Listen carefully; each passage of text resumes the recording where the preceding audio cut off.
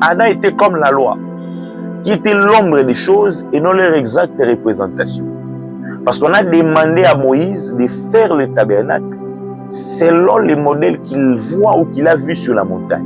Cela veut dire qu'il y avait déjà un tabernacle qui existait, que Dieu lui avait montré, qui avait été décrit par la parole, mais que lui devait venir reproduire. Or, Moïse qui vient pour reproduire le tabernacle, c'est encore Dieu lui-même, mais qui vient pour former Adam.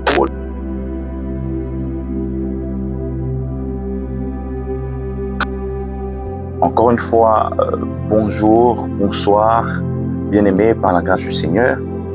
Nous bénissons à nouveau le Seigneur pour l'occasion qu'il nous accorde, celle de venir certainement parler de notre récapitulation, de notre dernière vidéo de récapitulation et de posement des bases de ce que nous allons exploiter durant notre thème. Alors nous allons dire une chose, c'est que notre exhortation, cette petite vidéo que nous allons faire, aura 2 volets et le Seigneur nous permettra de pouvoir bien le faire. Nous allons encore prendre le livre de Genèse, chapitre 1, verset 26, notre verset de base. La Bible déclare ceci: où Dieu dit, faisons l'homme à notre image, selon notre ressemblance, et qu'il domine sur les poissons de la mer, sur les oiseaux du ciel, sur le bétail, sur toute la terre et sur tous les reptiles qui rampent sur la terre. Alors, nous allons encore prendre, comment dirais-je, le livre de Genèse, chapitre 2. Genèse, chapitre 2, à partir du 8e verset. La Bible dit ceci: puis l'Éternel Dieu planta un jardin en Éden, du côté de l'Orient. Il y avait mis l'homme qu'il avait formé. L'Éternel fit pousser du sol des arbres de toute espèce, agréables à voir et bons à manger, et l'arbre de la vie au milieu du jardin, et l'arbre de la connaissance du bien et du mal. Un fleuve sortait d'Éden pour arroser le jardin, et de là se divisait en 4 bras. Nous sautons, nous entrons au verset 15e. L'Éternel Dieu prit l'homme et le plaça dans le jardin d'Éden pour le cultiver et pour le garder. L'Éternel donna cet ordre à l'homme: tu pourras manger de tous les arbres du jardin, mais tu ne mangeras pas de l'arbre de la connaissance du bien et du mal, car le jour où tu en mangeras, tu mourras. Nous allons ajouter un autre passage, excusez-moi. Nous allons prendre l'Éphésiens, chapitre 4, à partir du 11e verset. Et il a donné les uns comme apôtres, les autres comme prophètes, les autres comme évangélistes, les autres comme pasteurs et docteurs, pour le perfectionnement des saints en vue de l'œuvre du ministère et de l'édification du corps de Christ, jusqu'à ce que nous soyons tous parvenus à l'unité de la foi et de la connaissance du Fils de Dieu, à l'état d'homme fait, à la mesure de la stature parfaite de Christ, afin que nous ne soyons plus des enfants flottants et emportés à tout vent de doctrine par la tromperie et la ruse. Voilà, nous pouvons continuer, mais nous allons foncièrement nous arrêter à 13. Éphésiens 4, 11 à 13. Vous avez expliqué que le Fils qui était à l'image de Dieu et à sa ressemblance, c'était Christ. Et que ce que Dieu disait, c'était les signes qu'il lui mettait. Nous avons démontré plusieurs fois qu'en réalité, lui, il était, comment dirais-je, il était l'image de Dieu et que c'est de lui que Dieu parlait dans Genèse 1, 26. Et ce n'était pas Adam. Et nous avons expliqué la perfection, disant que c'était Christ lui-même. Et nous pouvons encore expliquer que la perfection, c'est la vie éternelle. Parce que Dieu, il vit éternellement. Et Dieu est parfait. Lorsque l'apôtre Paul parle, je crois que nous sommes dans le livre, nous allons chercher ça rapidement, la sagesse que l'on est en train de prêcher parmi les parfaits. Nous sommes dans le livre de 1 Corinthiens chapitre 2, verset 6. Cependant, c'est une sagesse que nous prêchons parmi les parfaits. Sagesse qui n'est pas de ce siècle, ni des chefs de ce siècle qui vont être anéantis. Ça veut dire que Dieu a décidé de créer un homme parfait pour qu'il règne sur la terre. Et dans la dernière vidéo, nous avons dit que l'homme parfait qu'il avait créé, il l'avait créé pour rapprocher la perfection des hommes. Voilà pourquoi nous avions dit que l'adoration que Jésus était venu nous enseigner comme roi, c'était pour que nous puissions aussi devenir parfaits. Voilà pourquoi la parole déclare, c'est Jésus qui dit que la vie éternelle, c'est qu'ils te connaissent toi le seul vrai Dieu. Cela veut dire que la vie éternelle, c'est qu'ils connaissent Dieu. C'est que la vie éternelle, c'est Dieu. Et celui que tu as envoyé, Jésus-Christ. Ça veut dire que la vie éternelle, c'est Jésus qui est Dieu. Et cette vie éternelle, puisque c'est la connaissance de Dieu, en réalité, c'est la connaissance de la perfection. En réalité, c'est le perfectionnement. Et c'est même le salut. On a parlé de Dieu, celui qui a envoyé Christ pour nous apporter la vie éternelle. On dit que crois au Seigneur et tu seras sauvé. Cela veut dire que quand on croit à Jésus, qui nous a apporté le message de la vie éternelle et de la perfection, nous sommes sauvés. Or, quand on croit au message de la vie éternelle, cela veut dire que nous recevons la vie éternelle. Or, on dit encore que nous recevons le salut. Trouvons ce passage-là. Nous avions dit ceci. Dieu avait envoyé son Fils comme proche parent pour régner. Qu'est-ce que Jésus devait venir faire?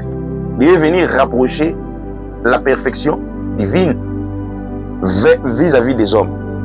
Il devait venir faire les ponts en prenant la perfection, la ramenant près des hommes afin que les hommes puissent entrer dans la perfection. Mais cette perfection-là, je suis dans le livre de Jean, chapitre 17, la perfection, c'est aussi la vie éternelle. Parce que Jésus qui est venu rapprocher la perfection, il vient nous enseigner une chose. Jean chapitre 17, verset 3, la Bible nous déclare ceci. Là, or, la vie éternelle, c'est qu'ils te connaissent, toi le seul vrai Dieu, et celui que tu as envoyé. Mais remarquez, le même Dieu-là, dans le livre de Jean, chapitre 3, verset 36, il dit, celui qui croit au Fils a la vie éternelle. C'est-à-dire que Jésus, quand il est venu, lui, dont nous avions parlé, qu'il venait pour prendre l'état de Dieu, l'état de la perfection, l'état du Père, pour rapprocher de la création ou des créatures, le même on dit que quand on croit en lui, on reçoit la vie éternelle. Et on dit que la vie éternelle, c'est connaître Dieu. Or, nous savons que Dieu est parfait. C'est que la vie éternelle, c'est la connaissance de la perfection.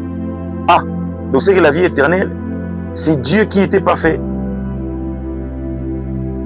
Et nous allons remarquer même dans les livres d'Actes des Apôtres, Jésus, dont on avait parlé, que quand on croit en lui, on reçoit la vie éternelle. On reçoit la vie éternelle, même dans Jean 3,16, le verset générique, car Dieu a tant aimé le monde, qu'il a donné son Fils, afin que quiconque croit en lui ne périsse point, mais qu'il ait la vie éternelle. Le même qui, quand il est venu nous enseigner Dieu, nous faire connaître Dieu, le parfait, et donc nous accorder la vie éternelle. C'est le même dont on parle dans Actes des Apôtres en disant, crois au Seigneur Jésus et tu seras sauvé, toi et ta famille. Relisons ça. Actes chapitre 16, verset 31, l'apôtre, l'écrivain dit ceci. Paul et Silas répondirent, crois au Seigneur Jésus et tu seras sauvé, toi et ta famille. Mais remarquez, le même dont on a parlé dans la vidéo précédente, en disant qu'il est venu rapprocher la perfection des hommes. On vient encore comprendre que quand il vient avec la connaissance de Dieu et qu'on croit en lui, on reçoit la vie éternelle, on dit encore que quand on croit en lui, nous sommes sauvés. Cela veut dire quoi? Cela veut dire, nous l'avions dit lors de notre 3e vidéo qui est sur notre page, sur notre chaîne YouTube, que la perfection, c'était ça la vie éternelle, c'était ça le salut. Et ce salut qui a été rapproché de nous, il a été rapproché par Jésus. Comment? C'est par le ministère de la parole qui agit par le Saint-Esprit. Qui est l'Esprit de Jésus toujours? Qui est Jésus toujours? Voilà pourquoi on a lu le livre d'Éphésiens chapitre 4, à partir du 11e verset. On parle des 5 dons ministériels, 5 grâces ministérielles, et on dit qu'ils viennent pour le perfectionnement des saints. J'aime ce qu'ils disent après. En vue de l'œuvre du ministère, jusqu'à ce qu'on atteigne l'état d'homme fait et la stature parfaite de Jésus-Christ. Cela veut dire que la mission que Dieu avait confiée à l'homme, il devait venir pour régner, c'était celle de faire de ses compères des parfaits. C'est pour les perfectionner. C'est-à-dire que quand Dieu a introduit de nouveau les fils vers les hommes pour qu'ils viennent enseigner, comme on dit que dans les derniers temps, Hébreux 1, Dieu nous a enseigné par les fils. Le Fils vient nous apporter quoi?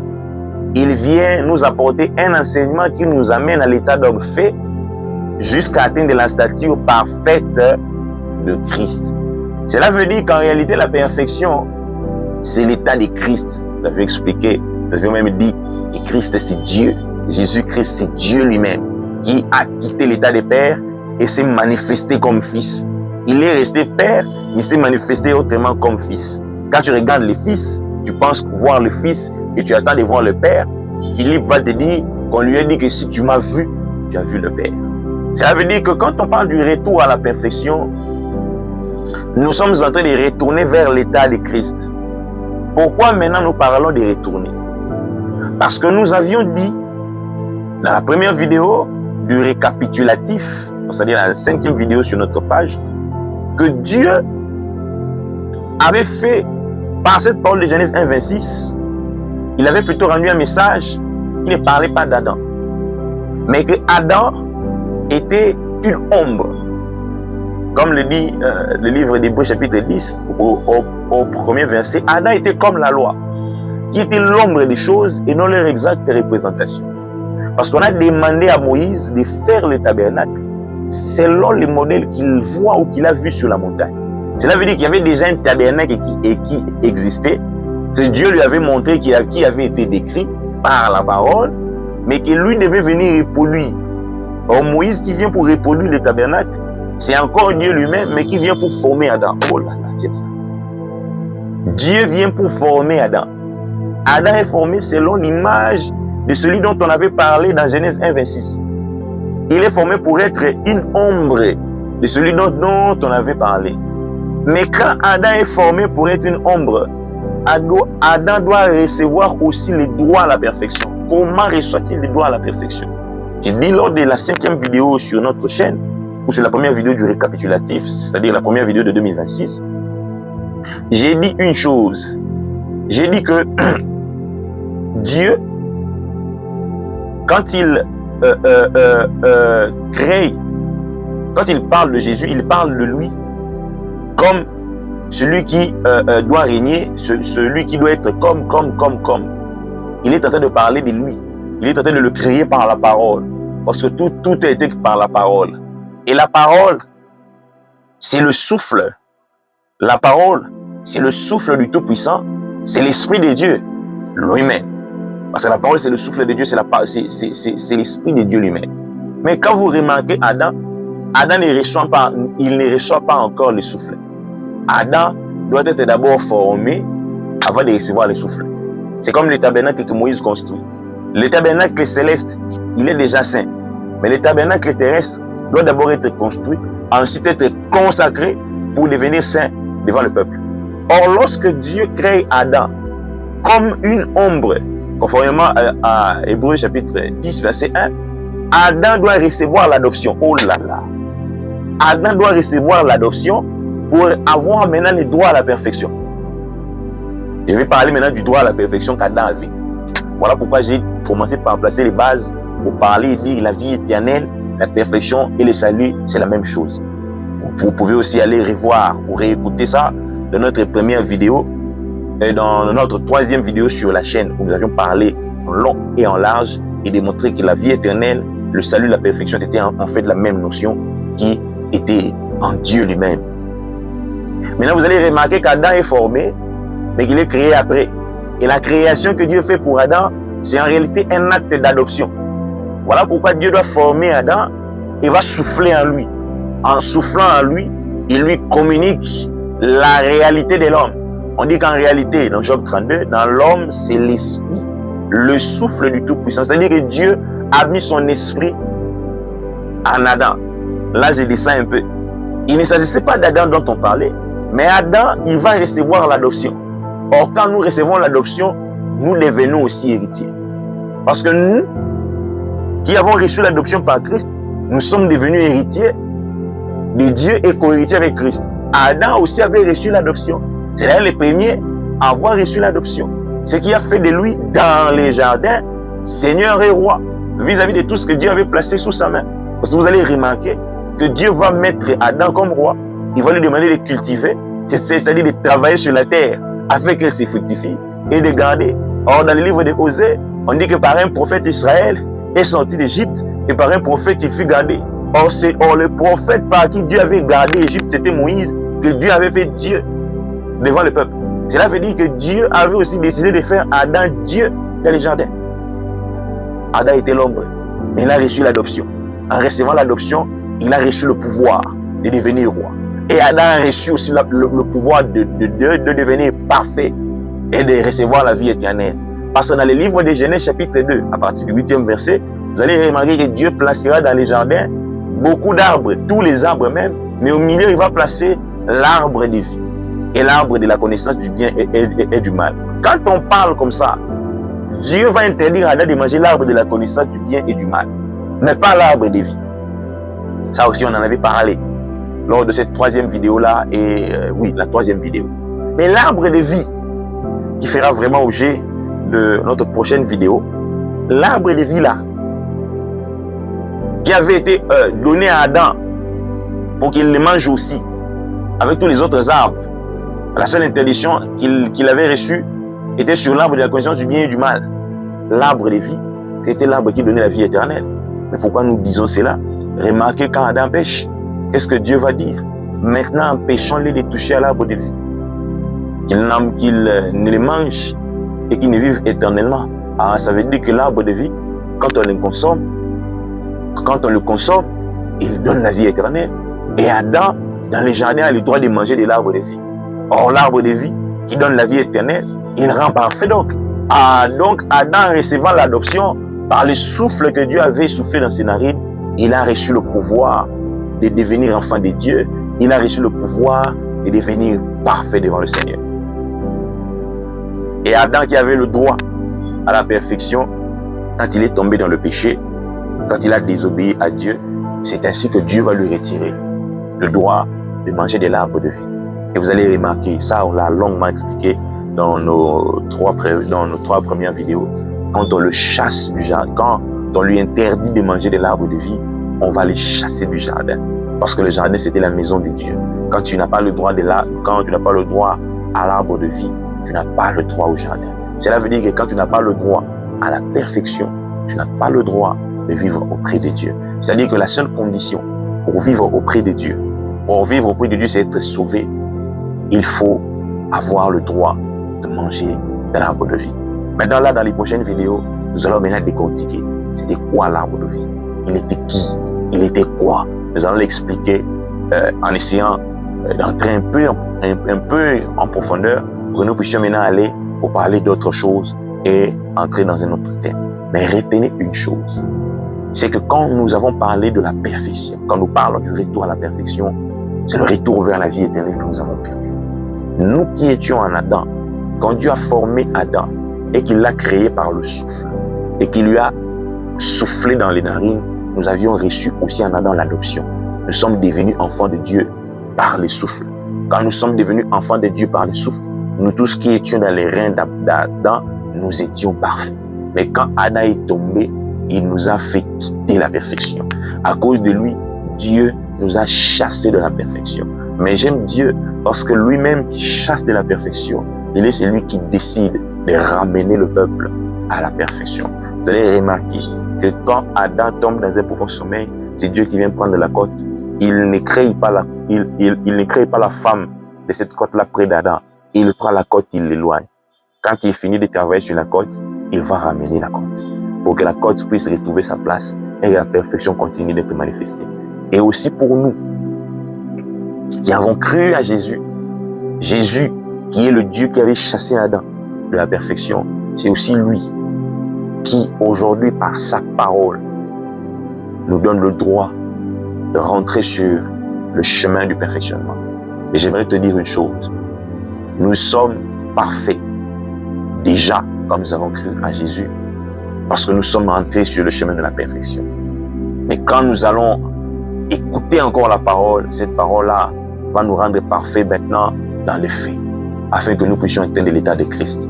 Mais nous qui écoutons la parole, qui croyons en elle et qui avons donné notre vie à Jésus, comme le dit 1 Corinthiens 2, à partir au 6e verset, cette sagesse que nous écoutons, cette parole de Dieu que nous écoutons, elle n'est prêchée que parmi les parfaits. Alors si toi tu n'as pas encore donné ta vie à Jésus, j'aimerais t'exhorter à le faire. Parce que Jésus-Christ, il vient vers ceux qui sont parfaits. Il vient plutôt pour parfaire les gens. Et son enseignement n'est destiné qu'à ceux qui sont parfaits. Alors ce que moi je peux te dire, c'est de croire à Jésus. Il n'y a pas de perfection, il n'y a pas de salut, il n'y a pas de vie éternelle en dehors de Jésus. C'est lui le Fils que Dieu avait placé. C'est lui le Fils dont Dieu avait parlé, qui était à son image et à sa ressemblance, destiné à régner. Et j'aime son règne, parce que c'est un règne dans lequel nous apprend l'adoration, durant lequel il nous rend parfaits. Que la grâce du Seigneur soit sur toi, et que si tu n'as pas encore donné ta vie à Jésus, donne-la lui. Parce que lui seul peut régner sur toi et te rendre parfait. Je prie le Seigneur sur toi, qu'il te fasse grâce. En son nom, au nom de Jésus-Christ, nous avons ainsi prié pour toi et nous disons Amen.